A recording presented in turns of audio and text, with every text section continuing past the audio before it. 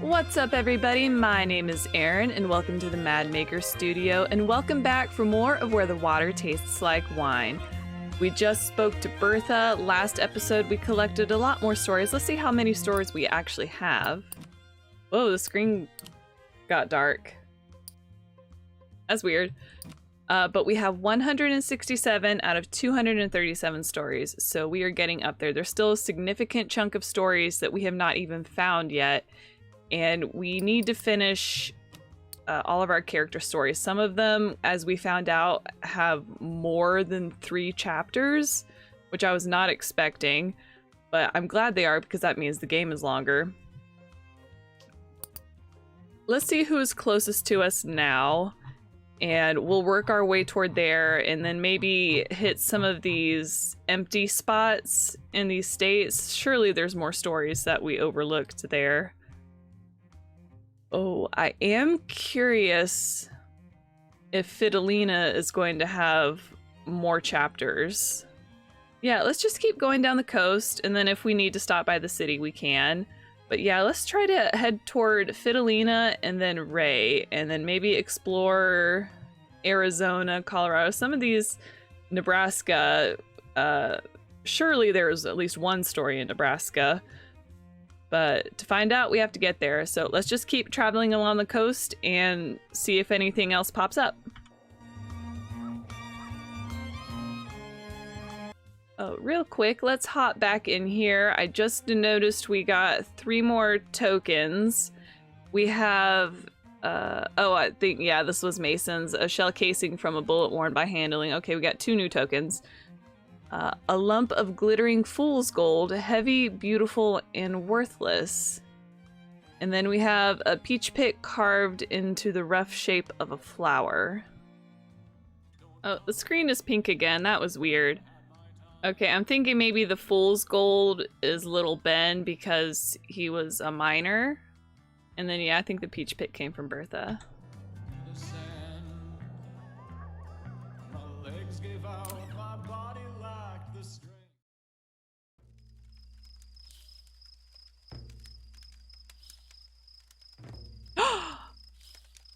Whoa! Hola, hola. Welcome. Sit if you like. The road is hard, and it's good to see a familiar face. Oh, Fidelina, you are such a boss, and you are 100% an anime protagonist. You need your own show. I thought to find a niece of mine in the last pueblo I visited, but her husband, he turned me away. Oh, why would he do that? He called me bruja, said his daughter will become un doctora and my ways unwelcome. So I leave, and I do not see mi familia. Oh, that's so sad. My familia used to be so united, with respect for las curaciones, las curanderas. The times change quickly. But tell me, what is the most frightening thing you have seen on your travels? Sure, I don't think I've told this story yet.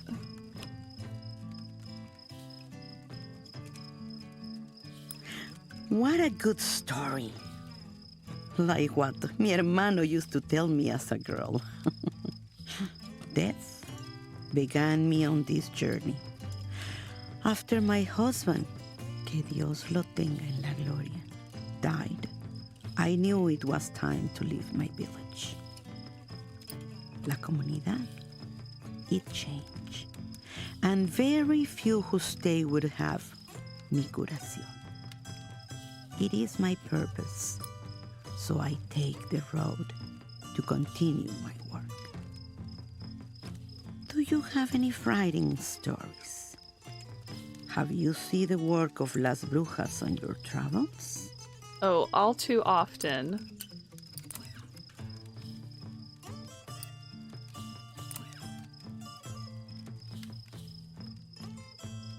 Oh, wow. What a story. Mira mis manos.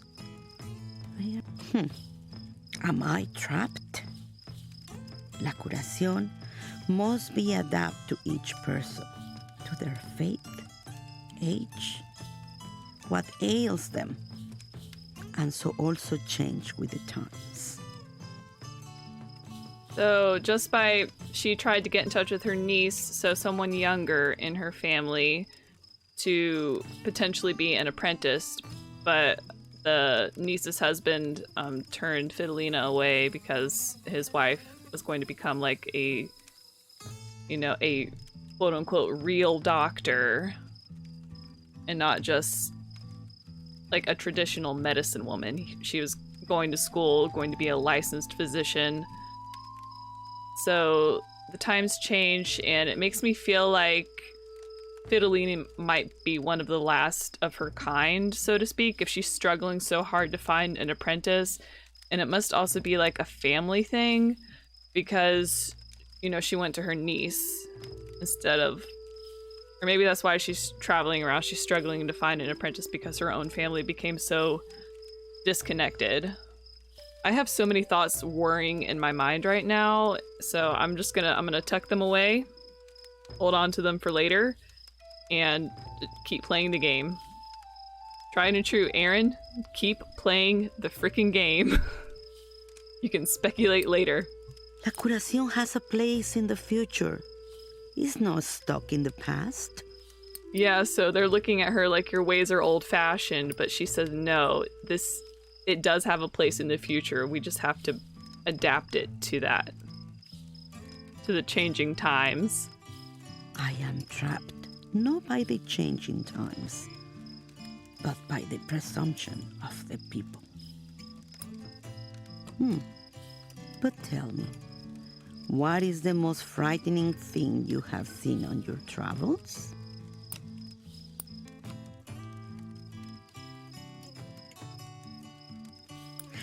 What a good story. Like what mi hermano used to tell me as a girl. Yeah, so it looks like we do not have the eye hardly open at all, so we are going to make at least one more visit to her. Our past together, my husband. Que Dios lo tenga en la gloria. He was so proud to have won my heart. When la curandera of my village called me curandera for the first time, after I defeat una bruja, he bowed me and also called me curandera.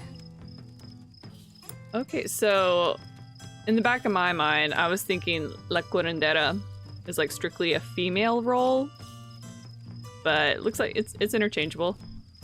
Doesn't matter if you're a man or a woman. Oh, please. Tell me a story sobre la esperanza and all the good in this world. You got it, Fidelina. Anything for you.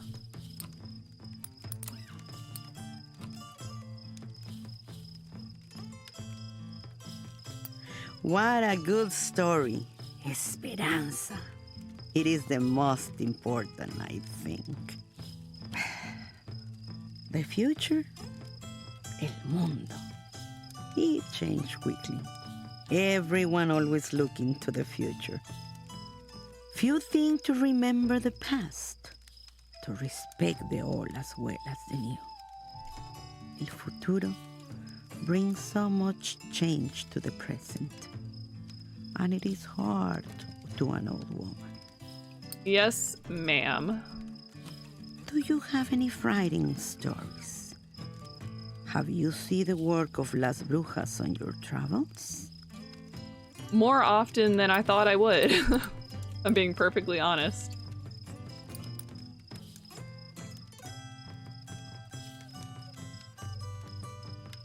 Oh, wow. What a story. Mira mis manos. They are shaking. My autoridad used to be that una curandera would command great respect from people wherever she would go. Even a plain old woman would be provided with a bed, food, respeto. Una curandera gives la curación without expecting payment. But now, I find myself asking, no me gusta.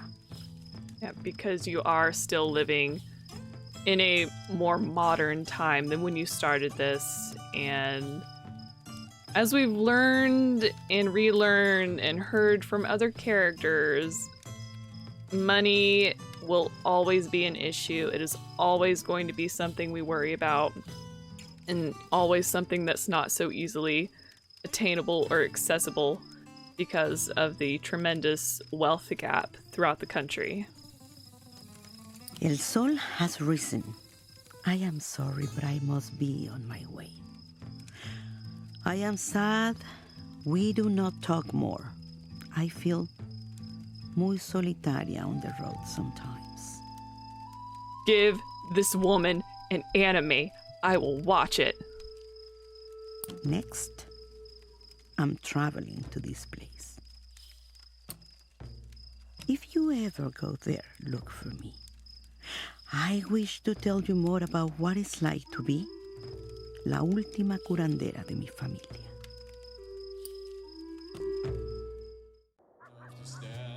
Oh, that was so good. I'm kind of glad we did not finish out opening the eye because I want to talk to her again. Fidelina is amazing. And I'm just gonna go ahead and say it. She's best girl. Fight me.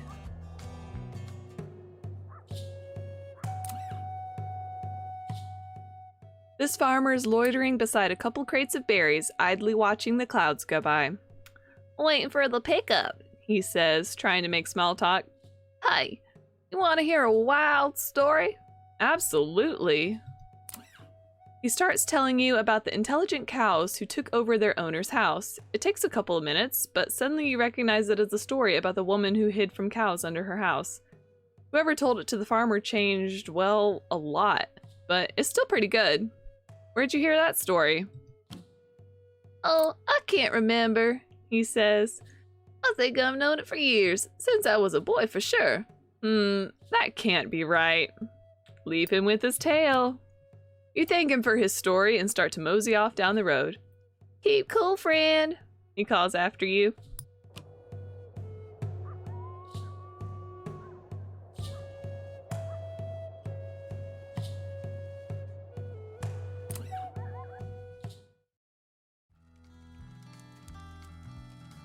Hey, Ray. Here we go.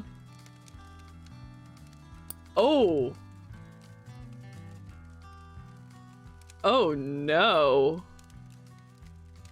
Can he not talk anymore? Oh. Okay, I'm feeling very uncomfortable again. Oh no, it's just ellipses. I clicked continue, it's just more ellipses. Keep moving there, stranger. You wouldn't want me to... Okay, I was getting concerned he was just gonna be silent the entire time. Not that this is any better. Oh, it's you. Sorry about that, amigo. Been quite a while. This desert sun will bleach your memory. Raymond Edward Dawson, or Riding Ray. It's all over the posters now with a hefty sum attached to them. I'm going by will now. This here's my new horse, Ghost. Your new horse? I'm trying to figure out what to make of this whole scene. But yes, I'm fairly certain that he, along with everyone else that we have spoken with, is probably already dead and ghosts themselves. Couldn't stand seeing those damn fences no more, so I started cutting them. Landed me in the clink a few times, but I got good at cutting through there, too. Oh, dang. Okay, so that explains the barbed wire around him. I bet you've seen some really wild, exciting stuff out there, though. Tell me about it. I don't know, friend. It's sitting right in front of me.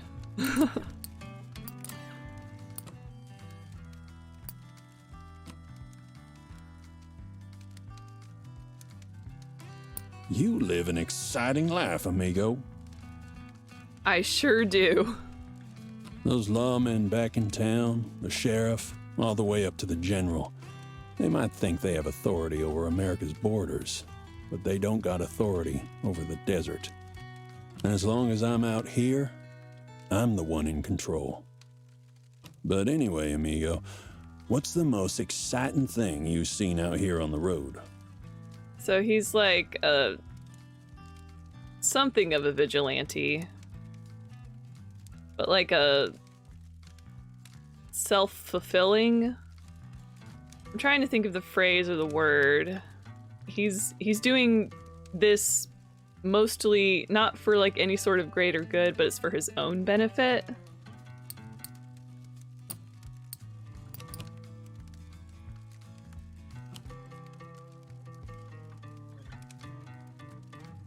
What a story. Man, I'd never go bored sharing a campfire with you. Prison?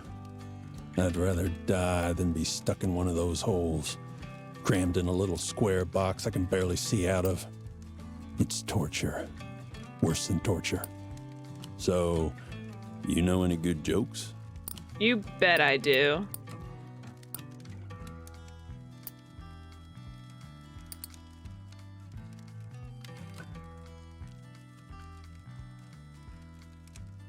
Amigo, that Oh. one's gotta be a lie. Don't treat me like I'm stupid, All right, okay? why did I think that was a funny I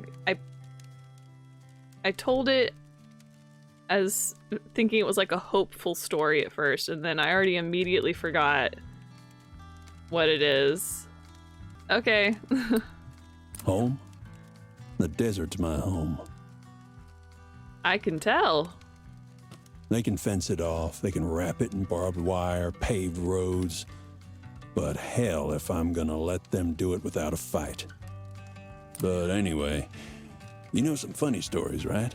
Oh, I thought I did. Let's try again. Walkin' Willis, I seem to recall as being passed off as a funny story. Oh, that's a good one. I'm gonna tell that one next time I share a campfire. Travel?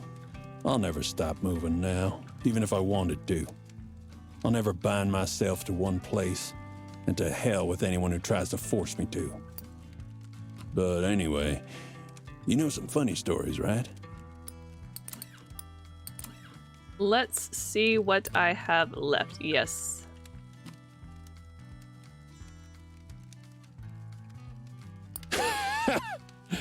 You're funny as hell, you know that? Heaven.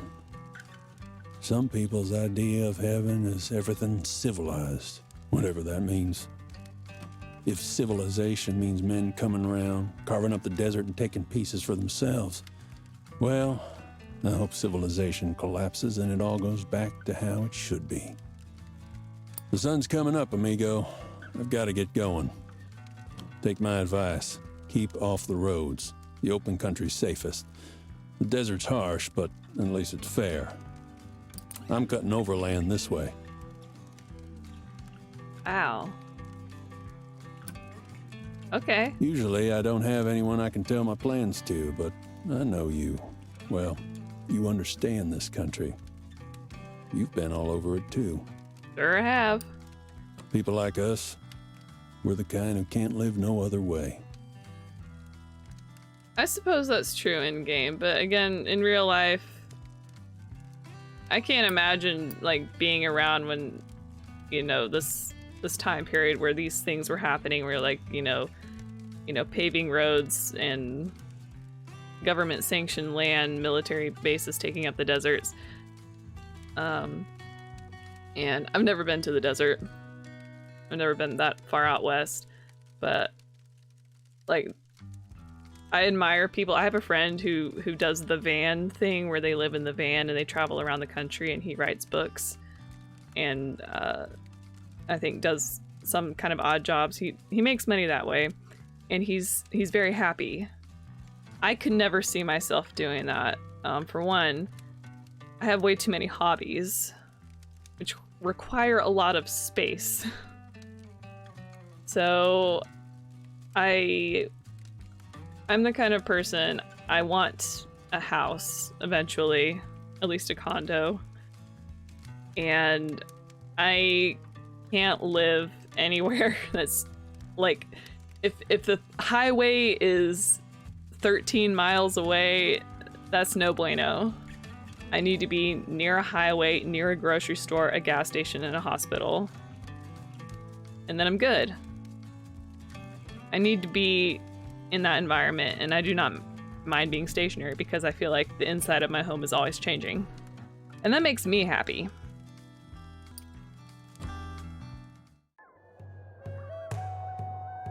Oh, we got 2 banging campfire chats.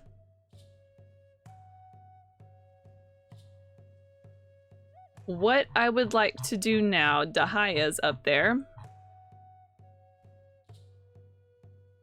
So is Rose. I would like to keep going a bit north, just to see if there's any stories. We just maybe like scoop around Arizona just to see if there's any stories we missed.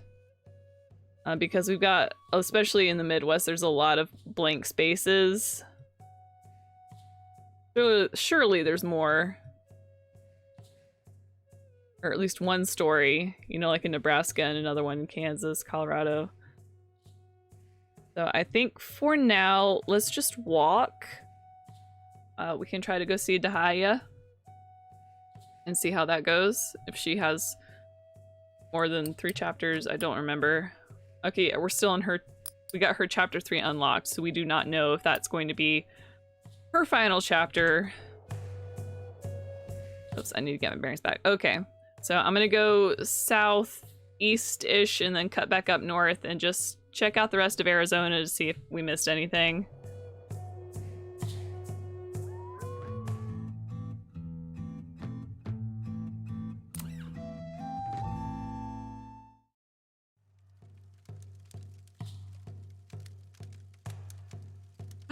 Here we go.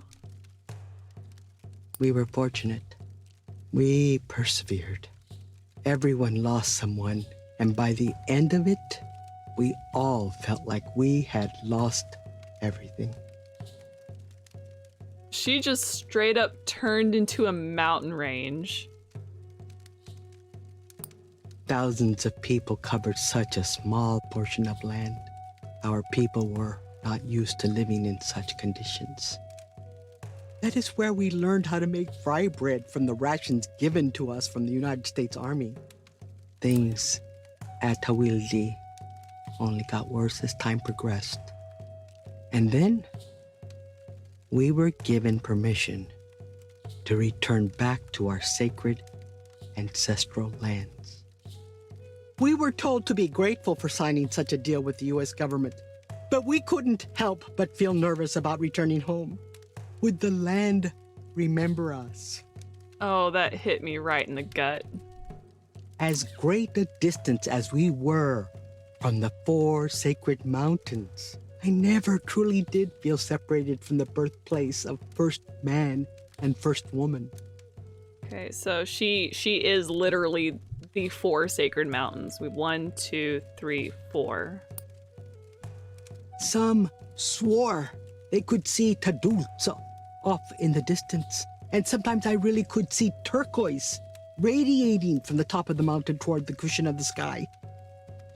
No one could have imagined the journey homeward would be harder, but we had no choice.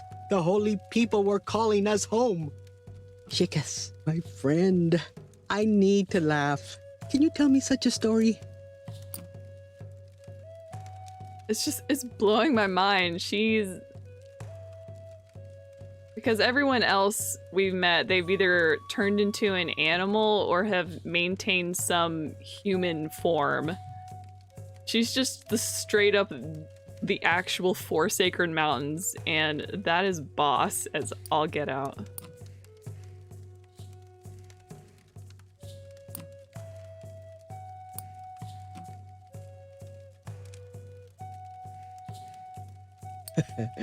That one made me smile. You told it well.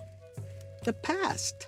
Looking back at the pain our people have suffered since the Bilagana invaded our homeland, Dinebekeye has only brought negative thoughts that create sickness. As Dine, we must not forget the evil ways of this invasive country, but We must also fight this sickness before it infects our future. You have traveled so far. Surely you have exciting stories. Please, tell me one. I am curious what category this story falls in with the camera that predicts people's death.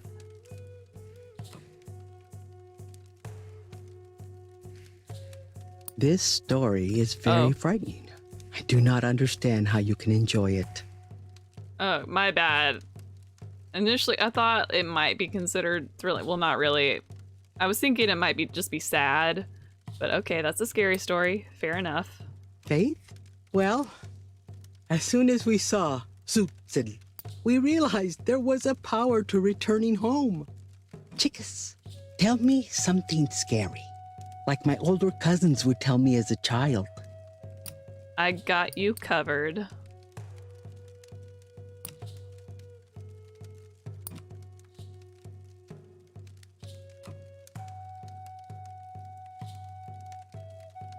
What a good tale.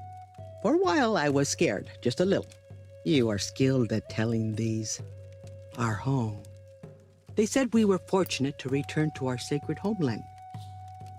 See, that just feels like this. That's just such a slap in the face. Not every tribe has been allowed the same form of peace and renewal with these unreasonable people. But madness creates the illusion of ownership and responsibility over a proud people who were guided here with the blessings of the holy people. Chickas, my friend, can you tell me a story that brings strength to those who hear it?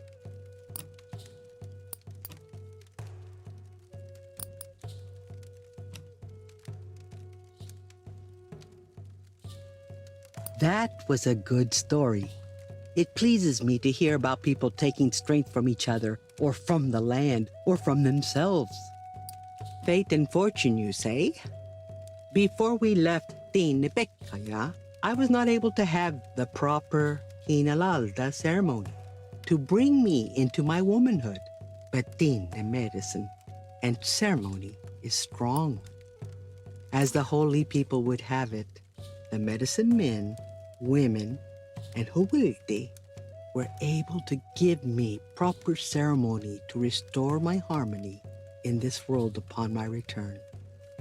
Chickas, my friend, can you tell me a story that looks to the future with hope?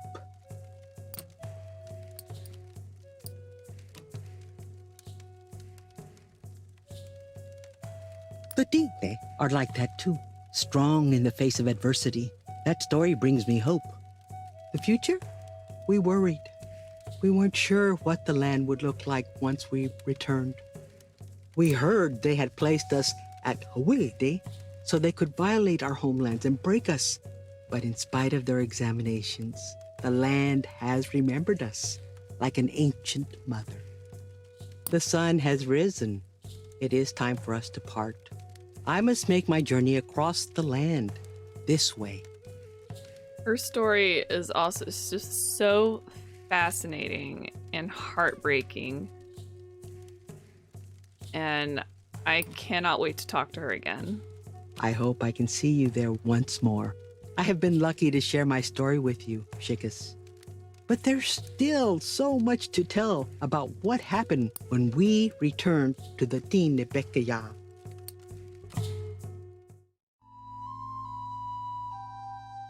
That was wild. What token did we get from her? Okay, see, we're paying attention now. A rough turquoise pebble. And as I learned, probably way too late in the game, that these items do give an opportunity for fast travel. Navigating around these mountains is pretty rough. I've never been to the Rockies. I have driven through the Smoky Mountains and the Appalachia, and I hate doing that as well because the roads are so curvy and the locals are so familiar. They just play fast and loose, with all those curvy roads.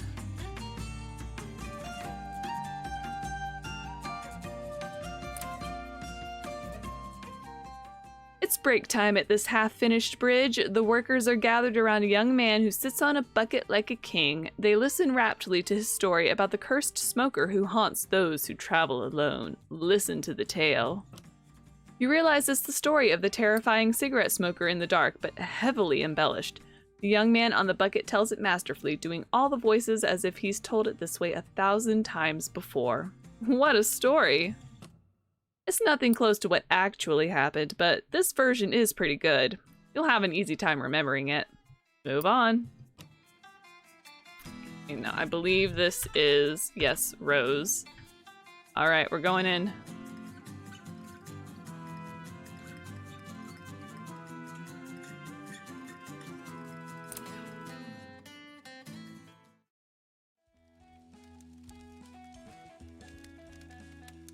Hey, you again.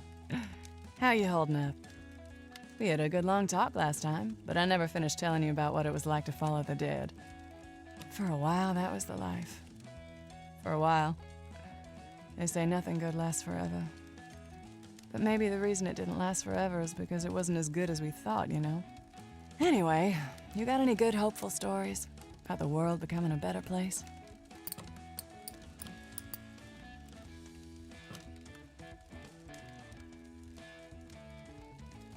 Oh, that's good. I'll share that one when I get back home. The past? Sometimes you drop out of the scene and realize that the straight world thought you were the past, that the hippie scene was dead and gone. But while you were there, it was timeless. So anyway, got any good ghost stories? Anything scary or weird? Oh, you have no idea.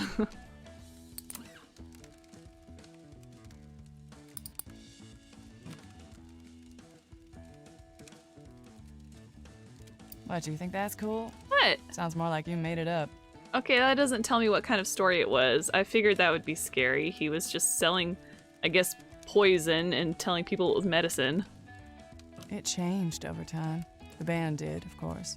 Keith and Donna Jean joining, musical experiments. I laugh because my mom, that's my mom's name. Her first and middle name is Donna Jean. Oh, that's amazing. But the heads did too. The hard drugs started showing up again.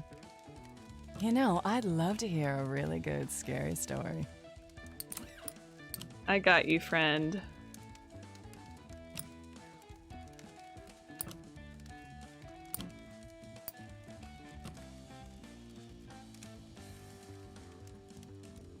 Oh, wow, that's scary stuff.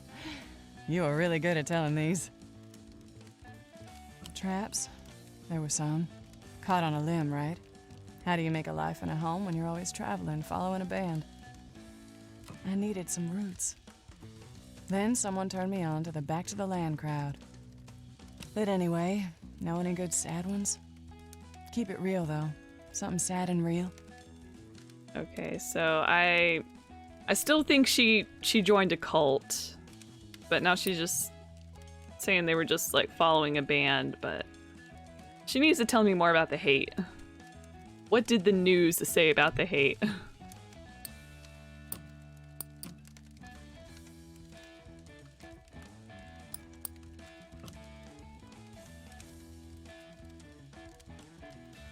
Oh, wow. Do you know what happened next?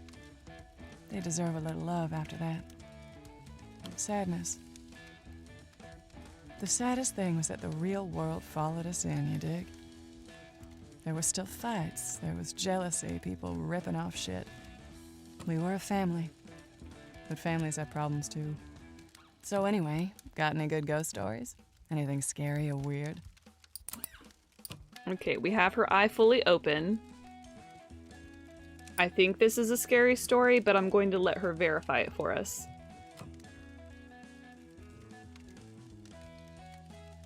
Sounds like we're on different grooves with that joke stuff. I guess that could be interpreted as a funny story. Look, I was so lucky. For a while, it felt like a charmed life. Here it was, everyone sharing, getting along, traveling together, and sharing this music. It was smaller than the hate scene, but wonderful. Well, it's been a while since I told anyone all those old tour stories. Thanks for listening, stranger. I like remembering those days. I'm headed this way. Got a ride to catch. Maybe I'll see you around again. Yes, ma'am.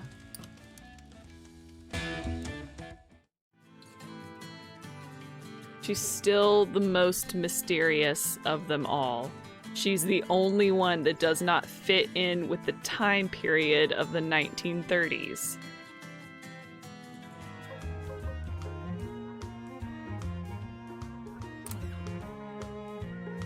The woman hauls a bin of clothes over to a vat of gray water. She's sluggish. Moving seems to take great effort. She plunges a shirt into the vat, begins working it over a washboard. Approach. Despite her slow movements, there's an inexorable intensity to the way she works. But her eyes are bloodshot and glazed, her lips cracked and split. She can't have slept or washed in days. She collects the next bin, moving with the shuffle of a sleepwalker. Who's making her wash or try to wake her? If I've learned anything from watching all the cartoons that I did as a child, never wake up a sleepwalker. So who's making her wash? You enter the nearby shack. A man's inside, sorting through a jumbled bag of dirty clothes. You hear about Celia? I know how it looks, but she's fine, really. Since her daughter vanished, all she's been able to do is work. He smiles. Best worker I ever had. So I can threaten the man or admonish the man. Well, he doesn't seem very concerned that her daughter has vanished. He seems content that she's been able to work, but I wonder if we woke her up, if we would get a different reaction or more backstory or context.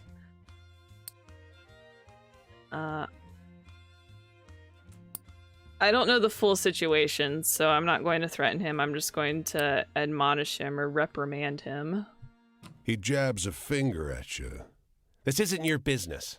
Others have tried to help, but it's no good. All she wants to do is work. She gets agitated when she's disturbed. I make sure she doesn't work herself to death. I'm all she has. He shows you the door. Move on. I don't know how else that could have turned out unless she woke up and gave us, like, if we actually went through with waking her up and she gave us more context and backstory, potentially, or she might have attacked us.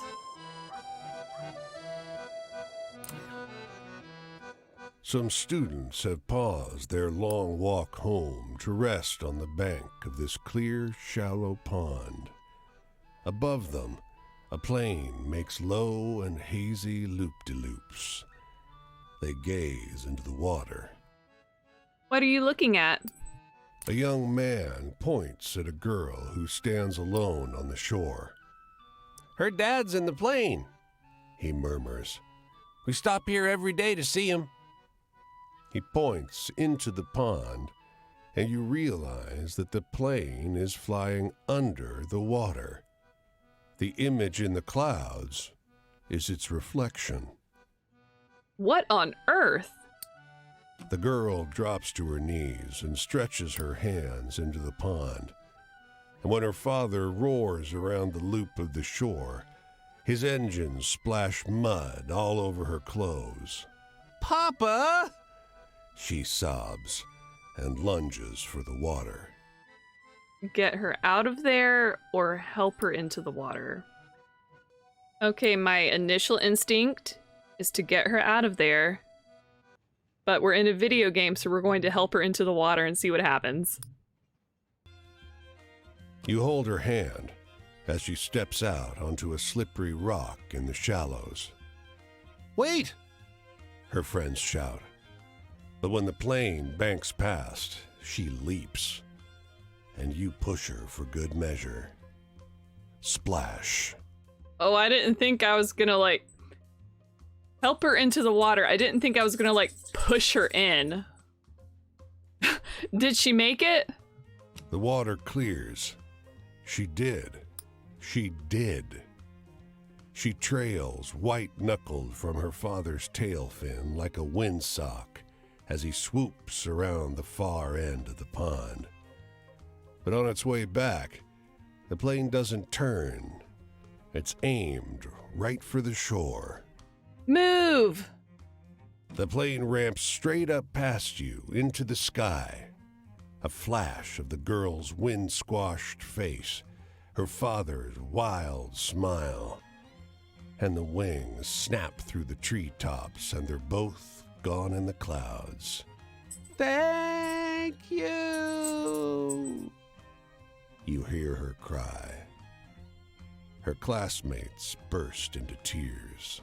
Oh, that was beautiful. Move on. Oh, I feel really good about this episode. We got so much done. We got more stories. I cannot wait to travel back toward the East Coast, which I think is what I'm going to do in the next episode, just to give all my West Coast characters a break. Thank you so much for joining me. Please leave a like, comment, and subscribe if you haven't already. And as always, I hope to see you next time. Bye!